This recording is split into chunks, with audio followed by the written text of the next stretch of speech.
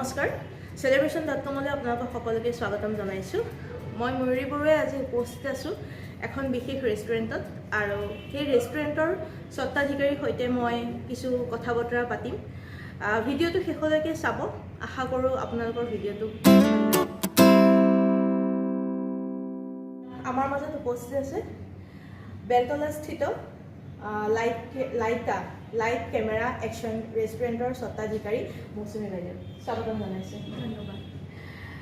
জানিব বিচাৰিছোঁ প্ৰথমে নামটোৰ কথা লাইট কেমেৰা একশ্যন এটা চিনেমাৰ ৰিলেটেড নাম আৰু বৰ্তমান ময়ো উপস্থিত আছোঁ ৰেষ্টুৰেণ্টখনতে এয়া বেকচাইডে দেখিছেই গোটেই চিনেমাৰ পোষ্টাৰ ওপৰতো আছে মই অকণমান দেখুৱাবলৈ চেষ্টা কৰিম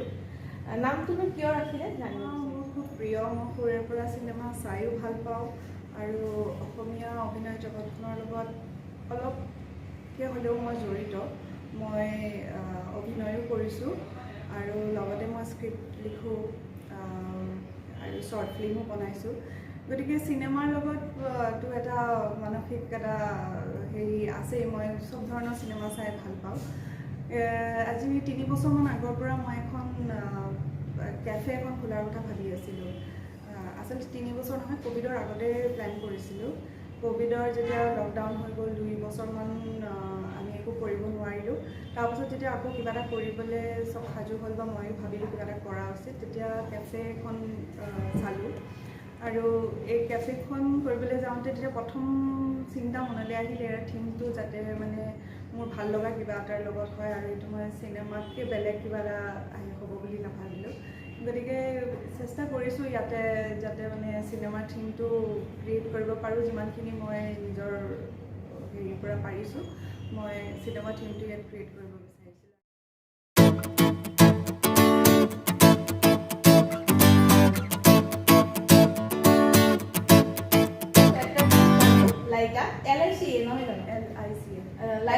লাইটৰ পৰা চি কেমেৰাৰ পৰা চি এইটো একশ্যনৰ পৰা সুন্দৰ এটা নাম কেতিয়া অপেনিং কৰিছিলে মই যোৱা বছৰ 20 তাৰিখে কৰিছিলোঁ জানুৱাৰী মাহত 20 তাৰিখে তো এবছৰ সম্পূৰ্ণ হোৱা নাই তো এইবাৰ অহা জানুৱাৰী বেছি দিন নাই আৰু 20 জানুৱাৰীত আকৌ এবছৰ কমপ্লিট হ'ব তেতিয়া আমি গ্ৰেণ্ড পাৰ্টি এটা পাম যিসকলে বৰ্তমানলৈকে অহা নাই লাইকা ৰেষ্টুৰেণ্টলৈ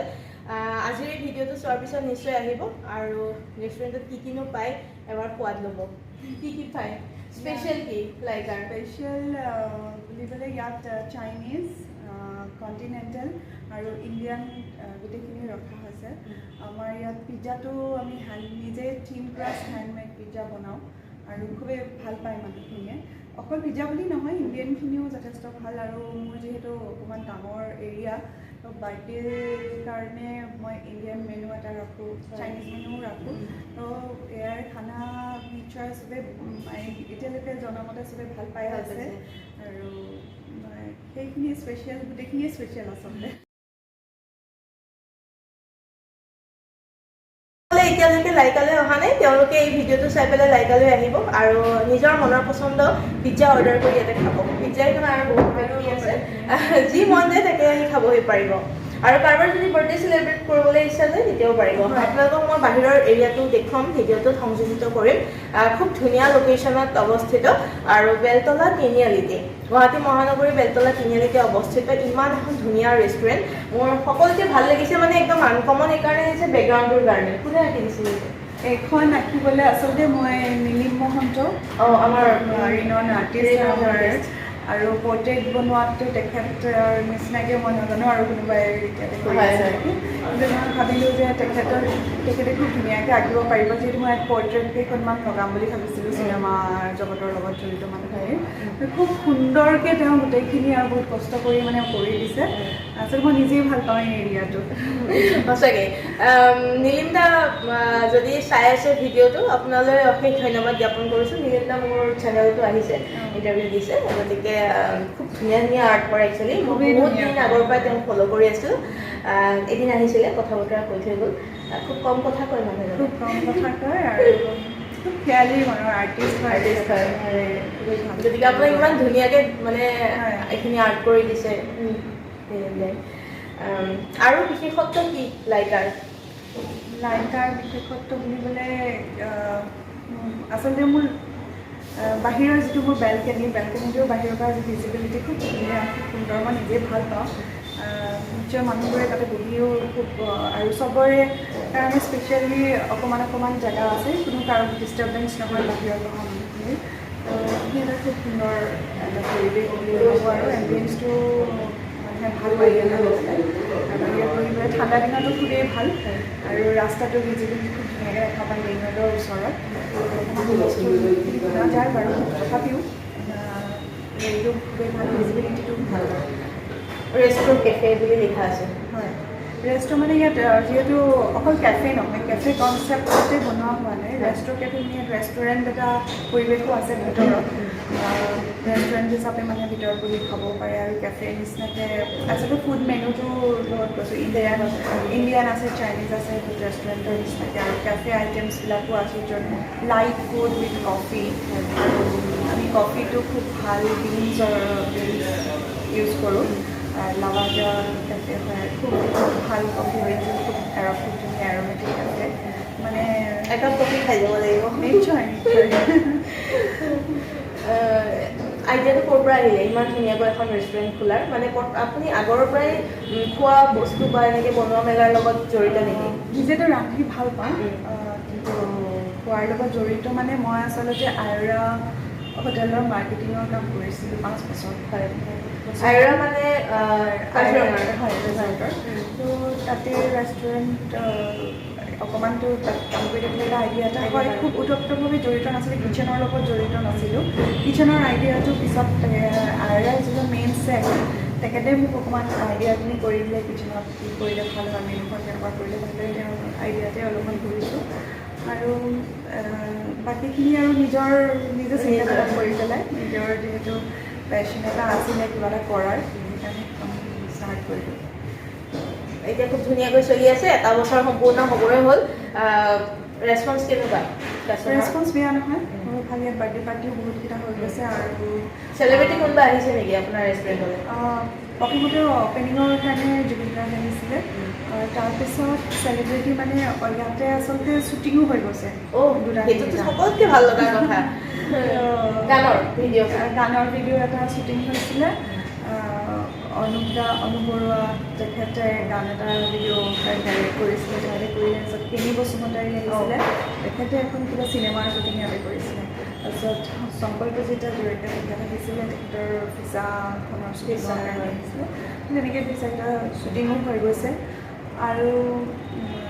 ভিছাখন OTT প্লেটফৰ্মত দিছে। হয়, যিসকলে ভিছা চাইছে, মই চাইছোঁ, ভিছা যিসকলে চাইছে গম পাইছে চাগে ৰেষ্টুৰেণ্টৰ বেকগ্ৰাউণ্ড দেখি। আজি মই ক'ত আহি গ'লোঁ বুলি। আৰু আপুনি বিজনেছ চম্ভালি আছে, ঘৰো চম্ভালি আছে, তাৰ মাজতে আপুনি বোলে শ্বৰ্ট ফিল্মো কৰিছে বা স্ক্ৰিপ্ট লিখে। ইমানখিনি কাম একেলগত কেনেকৈ মানে চম্ভালি ল'ব পাৰিছে? আচলতে মন থাকিলে কৰিব পৰা যায়, অকণমান নিজৰ কাৰণে সময়বোৰ কম হৈ যায়। স্ক্ৰিপ্ট লিখা কামটো যেতিয়া কৰি আছিলোঁ তেতিয়া ব্যৱসায় নাছিলে বাৰু। স্ক্ৰিপ্ট এতিয়া বৰ্তমান বহুদিন মই লিখা নাই, সেইটো কিন্তু মই বন্ধ কৰি দিয়া নাই, মানে নিশ্চয় লিখিম আকৌ। স্ক্ৰিপ্ট এইবোৰ আগৰে পৰা কৰি আছিলোঁ, বিয়াৰ আগৰে পৰা স্ক্ৰিপ্ট লিখিছিলোঁ। চিনেমা শ্বৰ্ট ফিল্ম বনাইছিলোঁ মই প্ৰথম আচলতে নিজে বেলেগ শংকৰজিৎ হাজৰিকাই বাইপাছ বুলি এখন শ্বৰ্ট ফিল্ম বনাইছিলে, ৰিজামত আছিলে। সেইখন শ্বৰ্ট ফিল্মত মই স্ক্ৰিপ্ট লিখিছিলোঁ, ষ্টৰি মোৰ আছিলে আৰু অভিনয় মই তাতে কৰিছিলোঁ। সেইখন এতিয়া বাইপাছখন এতিয়া ৰিজামত নাই চাগে, 2 বছৰ তাতে আছিলে। তাৰপিছত মই নিজে আছাম টুৰিজিমৰ এটা শ্বৰ্ট ফিল্ম কম্পিটিশ্যন হৈছিলে। তাতে মানে মই অসমীয়া গহনাৰ এটা প্ৰমোচনেল ভিডিঅ' বনাব দিছিলোঁ, শ্বৰ্ট ফিল্ম 3-4 মিনিটছৰ আছিলে। সেইটো এটা বনাইছিলোঁ, সেইটোত মই এটা প্ৰাইজ পাইছিলোঁ আৰু যে মানে বেষ্ট ফিল্ম নহয়, বাট যে তেওঁলোকে মানে কনচলেশ্যন প্ৰাইজ টাইপ এটা প্ৰাইজ দিছিলে, এৱাৰ্ড এটা পাইছিলোঁ আছাম টুৰিজিমৰ। তাৰপিছত আমি আৰু দুটামান এনেকুৱা চেলেঞ্জ আছিলে, মোৰ লগত মোৰ বান্ধৱী এগৰাকীও আছিলে, তাইৰ লগত লগ হৈ আমি বুলিও আকৌ এখন কৰোঁ কিবা। এতিয়া PSPT বুলি এটা প্লেটফৰ্ম আছে, এইটো প্ৰচাৰ ভাৰতীৰ লগত জড়িত। তেওঁলোকে গ্ৰেণ্ট দিয়ে, শ্বৰ্ট ফিল্ম বনাবলৈ গ্ৰেণ্ট দিয়ে। কিন্তু সেইবাৰ তেওঁলোকে আফটাৰ ক'ভিডৰ ওপৰত চিনেমা শ্বৰ্ট ফিল্ম কম্পিটিশ্যন এটা কৰিছিলে মোবাইলেৰেও শ্বুট কৰিব পাৰে আৰু আমি প্ৰফেচনেল আমি এমেচাৰ কেটেগৰীত কৰিছিলোঁ তো মোবাইলেৰে শ্বুট কৰি আমি এখন চেমিকলত বুলি এখন শ্বৰ্ট ফিল্ম বনাইছিলোঁ সেইখনৰ ষ্টৰি স্ক্ৰিপ্ট মোৰ আছিলে সেইখনত আমি বেষ্ট ফিল্ম ফ্ৰম মাৰ্জিন এৱাৰ্ডটো আমি PMEGP পৰা পাইছিলোঁ এটা খুবেই ভাল লগা কথা হয় কাৰণে গতিকে সেইখন আছে সেইখন মোৰ ইউটিউব চেনেলত দিয়া আছে চেনেলৰ লিংকটো চিয়'ৰ ডেছক্ৰিপশ্যনত মই চেনেলৰ লিংকটো দি দিম আৰু আপোনালোকে সেইটো ইউটিউব চেনেলত গৈ পেলাই সেই শ্বৰ্ট ফিল্মখন চাব পাৰিব মই চোৱা নাই ময়ো চাব পাৰিম মানে লাইট কেমেৰা একশ্যন ৰেষ্টুৰেণ্টৰ নাম হোৱাৰ কাৰণ বহুত আছে ৰেষ্টুৰেণ্টখন আপোনাৰ নিজৰ পুঁজি ব্যৱহাৰ কৰিলে নে হাজবেণ্ডে হেল্প কৰিলে হাজবেণ্ডে হেল্প কৰিছে নিশ্চয় আৰু লগতে মই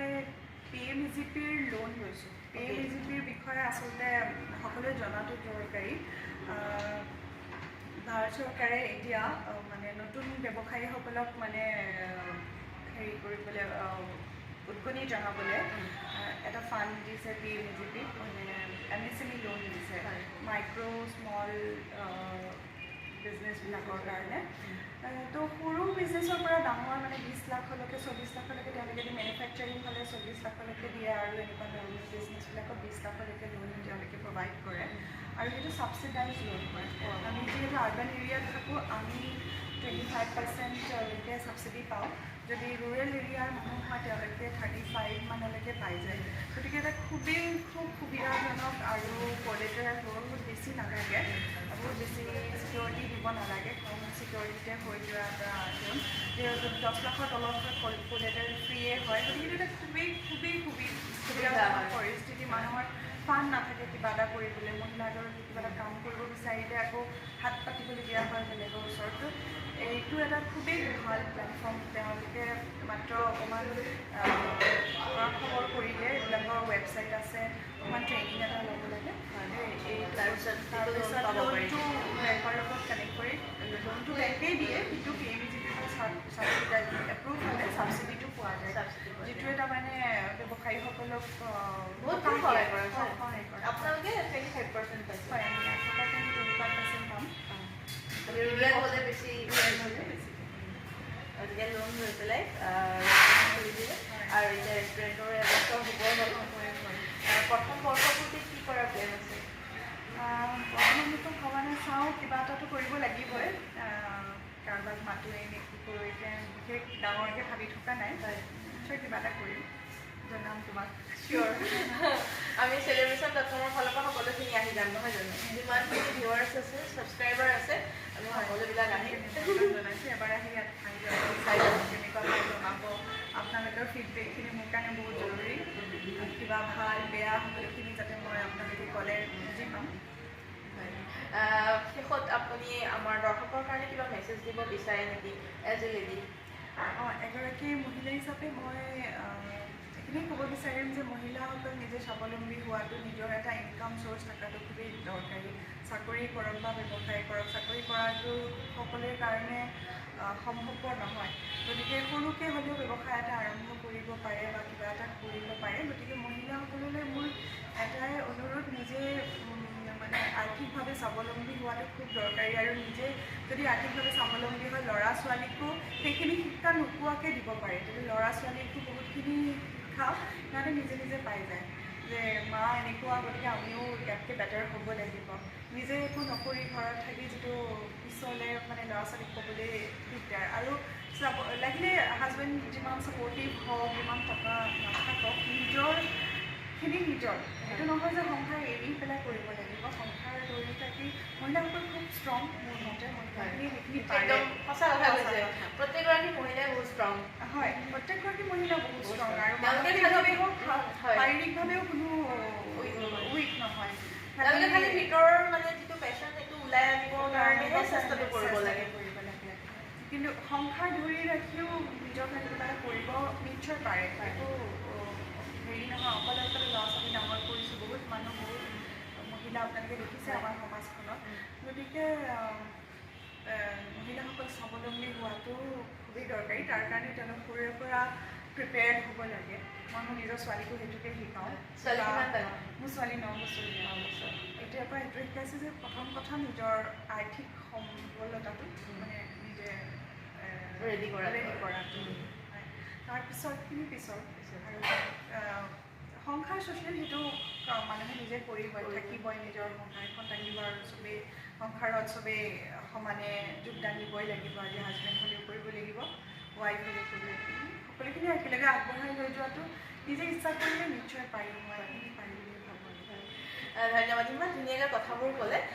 শেষত আপোনালোক সকলোলৈকে ভিডিঅ'টো চোৱাৰ কাৰণে অশেষ ধন্যবাদ জ্ঞাপন কৰিছোঁ লগতে মৌচুমী বাইদেউ আপোনাক অশেষ ধন্যবাদ জ্ঞাপন কৰিছোঁ ইমান ব্যস্ত থাকে ব্যস্ততাৰ মাজতো আমাক ইমানখিনি সময় দিলে celebration.com-ৰ আজি মজিয়া সঁচাকৈ মানে মই আপ্লুত হৈছোঁ একচুৱেলি কেতিয়াবাৰ পৰা বিচাৰি আছিলোঁ যে লাইভ কেমেৰা একশ্যন নামটো কিয় হ'ল মই যদি এবাৰ সুধিব পাৰিলোঁ হয় নিজ মুখে ক'লে আজি গতিকে আপোনালোকে জানিলে কেনেকুৱা লাগিলে ভিডিঅ'টো জনাব আকৌ লগ পাম আমি প্ৰথম বৰ্ষপূৰ্তিত আহিম আপোনালোকো সকলো আহিব আৰু চবকে দেখিলে ভাল পাম থেংক ইউ ছ' মাছ আজিলৈ ভিডিঅ'টোৰ পৰা বিদায় লৈছোঁ ধন্যবাদ